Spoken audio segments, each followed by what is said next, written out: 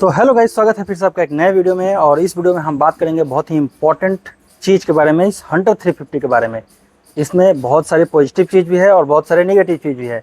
तो बहुत सारे लोग कमेंट कर रहे थे कि भाई इस गाड़ी में क्या हीटिंग इशू है, माइलेज कितना है, ब्रेकिंग टेस्ट कैसा है, क्या ये हैंडल वाइब्रेट करता है अगर हम स्पीड गाड़ी चलाते हैं तो, और लॉन्ग रन में ये गाड़ी कैसा है। ज़्यादातर लोग इंक्वायरी कर रहे थे माइलेज के लिए। तो अब इस बाइक के बारे में हम इस वीडियो में पूरे डिटेल में जानेंगे कि क्या कुछ इसमें खामी है और क्या कुछ अच्छाई है।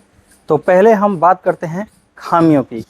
तो सबसे पहला पॉइंट, जो लोग पूछ रहे थे कि क्या इसमें हीटिंग इशू है, तो भाई बिल्कुल इसमें हीटिंग इशू है। पहले जैसे गाड़ी हीट करती थी सेम डिट्टो वैसे ही अभी भी हीट करती है। इसमें रॉयल एनफील्ड वालों ने एक थोड़ा सा चालाकी वाला दिमाग लगाया है। अब ये जो फुटरेस्ट है, ठीक है, ये पहले आगे की तरफ हुआ करता था, इस पोजीशन पे हुआ करता था। इसको इन्होंने क्या कर दिया, थोड़ा सा पीछे कर दिया है, जिसकी वजह से आपको ऐसा लगता है बाइक चलाते समय कि हीटिंग नहीं है। बट इस गाड़ी में हीटिंग पहले जैसा ही है। 350 सीसी की ये इंजन है और जे सीरीज का, जैसे पहले ये हीट करता था सेम डिट्टो वैसे ही अभी भी हीट करता है। तो आपका हीटिंग वाला डाउट हो गया भाई, अभी भी इस व्हीकल में, इस हंटर 350 में हीटिंग इशू है। चलिए अब बात करते हैं दूसरा। अब ये इन्होंने फुटरेस्ट तो लगा दिया, तो इसमें देखिए सीटिंग पोजीशन में कितना दिक्कत आ गया। हम नॉर्मली बाइक पकड़ के चलते हैं, तो जब ये फुटरेस्ट थोड़ा आगे की तरफ होता था तो हम यहाँ से इस तरह से पैर में लगता नहीं था। अब ये यहाँ पे क्या है, पैर में लगता है, ठीक है। तो ये जब भी आप बाइक रोकते हैं, ब्रेक लेके रोकते हैं, तो ये जो है वो ये सीधा ऐसे पैर में टच होता है, जो कि बिल्कुल भी ठीक नहीं है। ये बहुत गंदा लगता है और इरिटेट भी करता है। कई बार तो इससे चोट लगेगा, या तो आपको ऐसे पैर पूरा फैला के आपको बैठना पड़ेगा, और आप जब भी ब्रेक थोड़ा सा भी अगर आप करेंगे तो ये आपको यहाँ पे चुभेगा। अब ये आप जाकर देख लीजिएगा, जो पुरानी हंटर थी उसमें ये चीज़ आगे की तरफ थी, तो आप पैर आराम से ऐसे रख सकते थे, और अभी ये पीछे की साइड में हो गया है। तो एक तो दूसरा इसका ये डिमेरिट हो गया। दिमाग उन्होंने लगाया हीटिंग इशू कम करने के लिए, तो हीटिंग इशू तो कम किया नहीं, क्योंकि इंजन में उन्होंने कुछ काम ही नहीं किया। तो हीटिंग इशू तो आपका प्रॉब्लम जो है वो ज्यों का त्यों है, उसमें कोई भी चेंज नहीं है। अब दूसरा हम बात करते हैं कि क्या वाइब्रेशन है। तो भाई हैंडल में कोई भी वाइब्रेशन नहीं है। मैं जनरली 80 तक जो है इसको चला चुका हूँ और चलाता भी हूँ, तो अभी इसमें वाइब्रेशन जैसा मुझे इशू तो कुछ भी नहीं दिखा। मेरे पास क्लासिक 350 भी है और ये भी है, तो क्लासिक 350 में वाइब्रेशन है, बट इसमें वाइब्रेशन नहीं है। तो उन्होंने क्या किया नहीं किया है पता नहीं, लेकिन हालांकि जहाँ तक मुझे नॉलेज है इंजन में उन्होंने कुछ किया नहीं है, लेकिन इसमें वाइब्रेशन जो है वो नहीं है। जो अगला निगेटिव है इसका, वो है आपका सेम वही जो पोजीशन में बोल रहा था ब्रेक का। तो इसके जो ये पेंट जॉब है ना, ये थोड़े से लाइट है। जो मेरा ब्रेक वाला है वो अभी कुछ दिन, कितना, अभी 1 महीना हुआ है, और उसमें उसका जो पेंट है वो धीरे धीरे निकलने लगा। तो एक उसका ये ड्रॉबैक है। दूसरा जो अगला ड्रॉबैक है वो है सेटिंग पोजीशन का, कि हैंडल जो है वो हम थोड़ा सा ऐसे लीन होके बैठते हैं। तो एक ये ड्रॉबैक अभी भी है, इसको भी दूर नहीं किया गया है। थोड़ा सा स्पोर्टी लुक तो दे दिया गया है, लेकिन हैंडल में भी कोई काम नहीं किया गया है।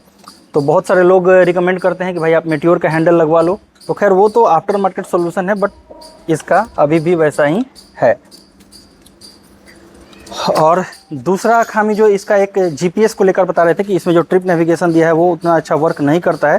तो भाई मेरे यूसेज में ऐसा नहीं है। मेरे यूसेज में वो एकदम प्रॉपर्ली वर्क करता है और एकदम टर्न बाई टर्न जैसा चाहिए उसके अकॉर्डिंग ये काम करता है। उसमें किसी तरह का कोई दिक्कत नहीं है, ठीक है। तो ये जो मुझे 2 खामी, मतलब 3-4 खामी जो लगी, एक तो ये इसका हो गया, और फुटरेस्ट उसमें देते नहीं है, तो एक वो भी दिक्कत है, ठीक है। और हाँ, एक अगला सस्पेंशन के बारे में बहुत सारे लोग पूछते हैं। तो भाई सस्पेंशन इसका बहुत ही हार्ड है। छोटे छोटे गड्ढों पे भी पता चलता है ये बम्प करता है। तो सस्पेंशन में जैसा कि लोग बता रहे थे कि इसके सस्पेंशन को अपग्रेड कर दिया गया है, कुछ भी अपग्रेड नहीं किया है। ये सस्पेंशन भी ज्यों का त्यों ही है, चाहे वो फ्रंट का हो चाहे बैक का हो, ये हार्ड है, ये लगता है। और जब आप ड्राइव करते हैं, और हालांकि यही मेरा जो क्लासिक 350 है उसका सस्पेंशन इससे अच्छा है। उसको हम जब गड्ढों में लेके जाते हैं तो उस पर पता नहीं चलता है, चाहे वो पिलियन हो चाहे राइडर हो, बट इसमें राइडर को भी पता चलता है और पिलियन को तो पता चलता ही चलता है। तो ये कुछ निगेटिव हो गए इसके। अब हम बात करते हैं कि इसमें अच्छी चीज़ें क्या हैं, ठीक है। तो जो सबसे अच्छी चीज़ मुझे इसकी लगी वो है भाई इसकी ब्रेकिंग। ब्रेकिंग बहुत ही कमाल की है। आप 80 पे हो, 100 पे हो, आप ब्रेक मारिए, फ्रंट और रियर दोनों मिला के एकदम इंस्टेंट बाइक जो है वो खड़ी हो जाती है, कहीं भी बाइक स्किड नहीं करती है। तो इसका थम्स अप है, ब्रेकिंग सिस्टम बहुत ही कमाल का है। अब दूसरा जो लोग बहुत ज़्यादा इंक्वायरी करते हैं और पूछते हैं कि भाई माइलेज का क्या सीन है, तो भाई इस गाड़ी की माइलेज जो है वो कमाल की है। मैं थोड़ा सा बैठ के बात करता हूँ क्योंकि माइलेज वाला सेक्शन है। तो भाई इसका माइलेज जो है बहुत ही कमाल का है। मेरे यूसेज में विदाउट सर्विस जो है ये 36 प्लस यानी कि 37.5 का जो है इसने एवरेज निकाल कर दिया है। और एक मैंने वीडियो डाला है जो टैंक टू टैंक मैंने इसका माइलेज टेस्ट किया था, वो भी आप जाकर देख सकते हैं। तो उसमें भी ये गाड़ी बहुत ही अच्छा परफॉर्म की और इसने 36 प्लस का उसमें भी एवरेज जो है वो दिया है। अभी मैंने रिसेंटली फिर से इसको फ्यूल अप कराया था और फ्यूल अप करा के जब मैंने इसको राइड किया तो आप बिलीव नहीं करेंगे, इसने 40 तक का माइलेज मुझे दिया। अब ये माइलेज 40 तक का क्यों दे रहा है, उसका एक रीज़न है। मैं व्हीकल जो है वो बहुत ही ऑप्टिमम स्पीड पे चलाता हूँ, 50 से लेकर 70 के रेंज में ही चलाता हूँ, उससे मैं ऊपर नहीं जाता हूँ। तो हो सकता है इस वजह से भी ये मेरी जो बाइक है वो इतनी अच्छी एवरेज दे पा रही है। तो एवरेज के मामले में मैं तो बहुत ही सेटिस्फाइड हूँ। एनी हाउ मुझे जो है वो 35 प्लस ही एवरेज जो है वो इस गाड़ी में मिल रहा है, तो मैं बहुत संतुष्ट हूँ। तो ये दो इसके पॉजिटिव हो गए। पहला तो ब्रेकिंग बहुत अच्छा है और मैं माइलेज से भी बहुत ज़्यादा संतुष्ट हूँ। हाँ, एक नेगेटिव मैंने इसका नहीं बताया, सीट के बारे में बहुत सारे लोग पूछते हैं कि इसका सीट का जो कुशन है वो कैसा है। तो बहुत सारे लोग बोल रहे थे कि बहुत सॉफ्ट कर दिया गया है, ये कर दिया गया है, वो कर दिया गया है। भाई कुछ नहीं किया गया है, सीट भी बिल्कुल सेम टू सेम है। और ये अभी भी अगर आप लंबा राइड करते हैं, जैसे मेरा डेली का राइड 100 किलोमीटर के अप्रॉक्स होता है, तो इसमें जो ये है पिछवाड़ा ये दुखता है भाई। तो सीट के कुशनिंग में भी कोई अच्छा काम नहीं किया गया है, ये भी एज इट इज़ पहले जैसा ही है। और पॉजिटिव में मैंने आपको बता दिया।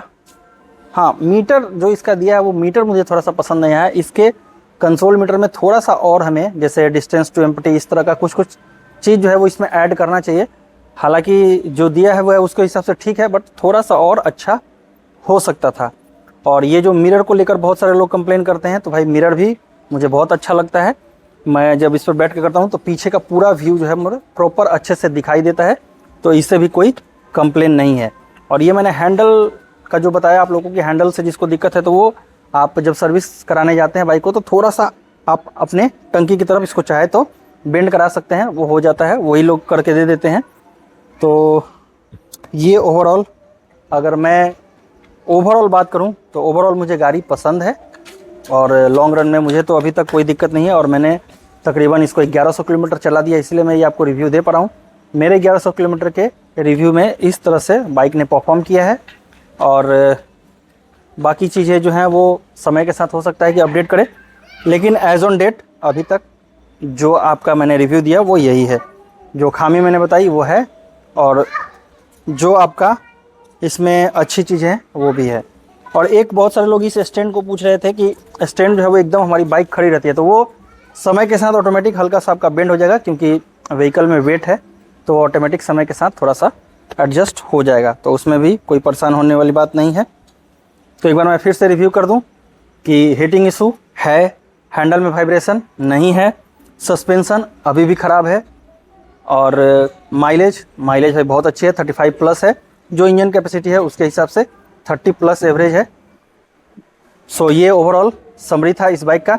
आई होप कि आपको वीडियो अच्छा लगा होगा। और स्टिल इसके बाद भी आपको इस बाइक से रिलेटेड कोई डाउट है तो मुझे कमेंट में बताइए, मैं उसका सोल्यूशन अब तक प्रोवाइड कर दूंगा। वीडियो अच्छा लगा तो लाइक कीजिएगा, चैनल पर नए हैं तो चैनल को सब्सक्राइब कीजिएगा। मैं मिलता हूँ आपसे किसी और वीडियो में, तब तक के लिए जय हिंद।